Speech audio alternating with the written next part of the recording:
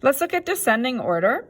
Descending order means you're going to write the trinomial from the highest exponent to the lowest exponent. So that's going to make it easier to factor in many instances. It's not that it's a must-do question every single time, but particularly if you have an example like the first one here where it says factor each of the following and you have a negative sign to start with, you don't really want that negative sign there. So what we can do is rewrite the question so that we write the squared first. So we're used to seeing it that way. So d squared minus 5d minus 24. So it's descending order because it goes from exponent 2 to exponent 1 to no exponent or exponent 0. And now you can factor like you were used to. Okay, so two numbers that multiply, or sorry, d squared I was going to say first, so d times d.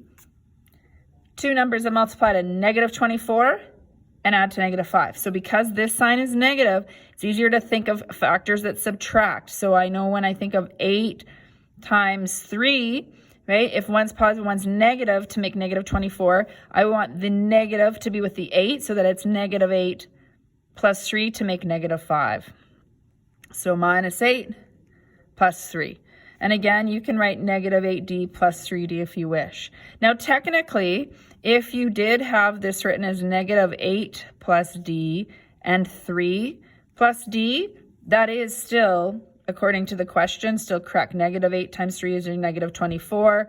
Your 3d, negative 8d is negative 5d. D times d is d squared. So you may sometimes see answers that way, but you're going to find it easier to kind of get used to writing it this way. So you're probably going to be more comfortable with that since we practice that so much more.